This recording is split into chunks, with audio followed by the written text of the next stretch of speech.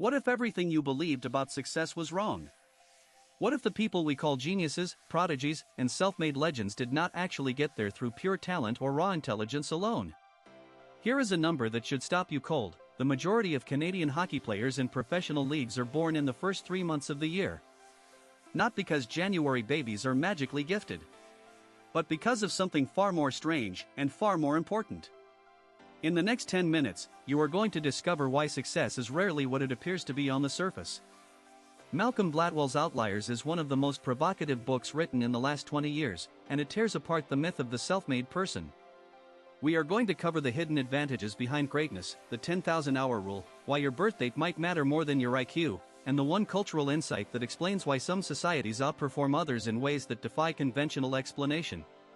Stay with this, because the implications are genuinely unsettling. Malcolm Gladwell published Outliers in 2008, and it immediately became a cultural phenomenon. The book spent years on bestseller lists and fundamentally changed how millions of people think about achievement. Gladwell, a staff writer at The New Yorker, had already demonstrated his ability to translate complex social science into gripping narrative with The Tipping Point and Blink. But Outliers was different. It was personal, sweeping, and relentlessly argued a single central thesis: that successful people are products of their circumstances as much as their abilities. The book drew on research from psychology, sociology, economics, and history to build a case against the mythology of individual genius. Gladwell opens with what he calls the Matthew effect, borrowing a concept from sociologist Robert Merton. The name comes from the Gospel of Matthew: "For unto everyone that hath shall be given, and he shall have abundance." In plain terms, advantages compound. Small early advantages lead to bigger opportunities, which lead to greater development, which leads to even more advantage. This is not a metaphor. It is a documented, measurable phenomenon. And the Canadian hockey example is where Gladwell makes it devastatingly concrete. In Canada, the cutoff date for youth hockey leagues is January 1st. A child born in January competing against children born in December of the same year is effectively 10 to 12 months older. At age 8 or 9, that gap is enormous in terms of physical size, coordination, and cognitive development. The slightly older kids perform better, get selected for elite rep teams, receive better coaching, play more games, and develop faster. By the time they are teenagers, the gap has widened dramatically. The original advantage was arbitrary. The resulting inequality was real and lasting. This is what Gladwell calls a hidden advantage. Nobody designed this system to be unfair.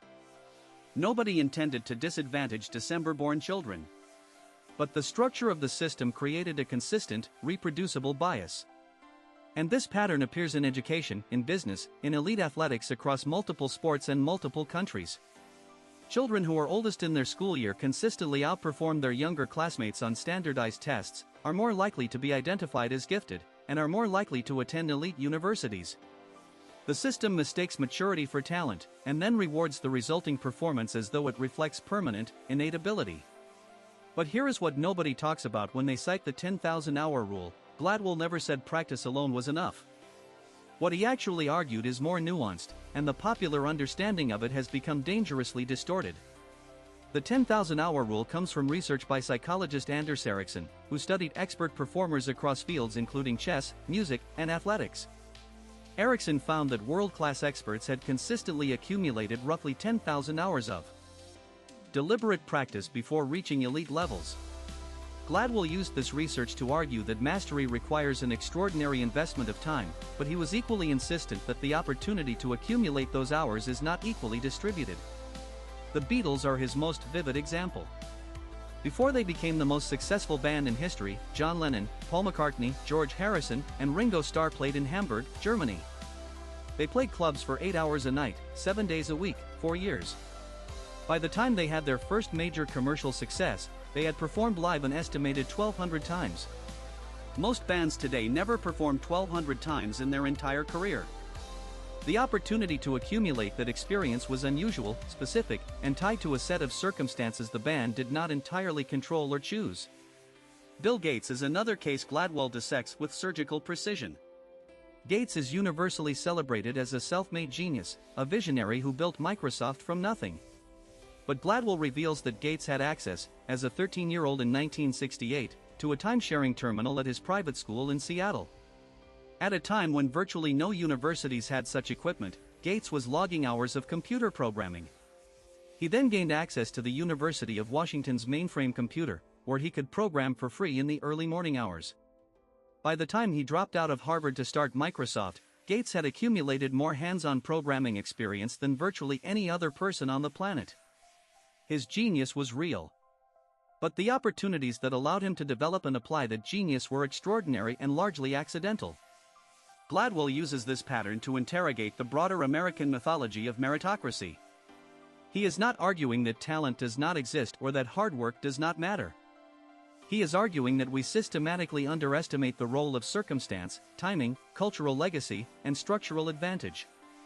And this matters, because if we misdiagnose the causes of success, we design bad systems and draw wrong conclusions about who deserves what. The book's treatment of cultural legacy is where it becomes most controversial.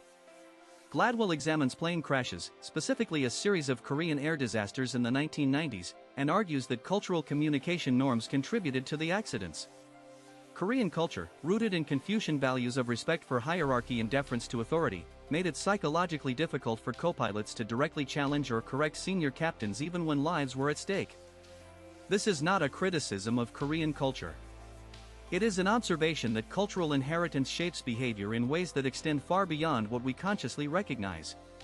Korean Air undertook significant reform, changed its training culture and communication protocols, and became one of the safest airlines in the world.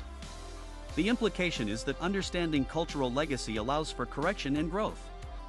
Gladwell also explores what he calls the culture of honor in the American South, showing how historical patterns of herding economies created generations-long norms around responding to perceived insults with violence.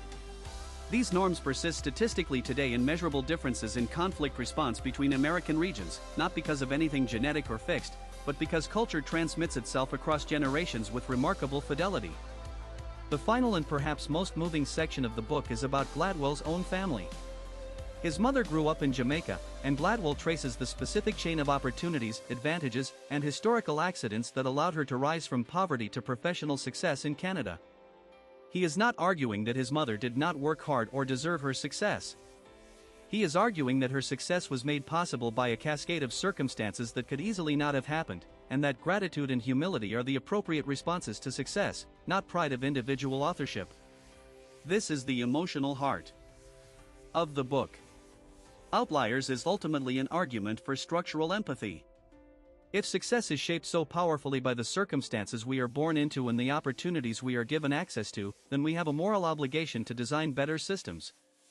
We have an obligation to create more equitable cutoff dates, to give more children access to extraordinary resources, to build institutions that recognize and correct for hidden advantages rather than compounding them invisibly. The practical takeaways from Outliers are genuinely actionable. Examine the systems you operate within for hidden structural advantages and disadvantages. Recognize that the accumulation of hours matters, but so does securing the opportunity to accumulate them. Look at cultural inheritance honestly, both as a source of strength and as a source of constraints that can be identified and modified.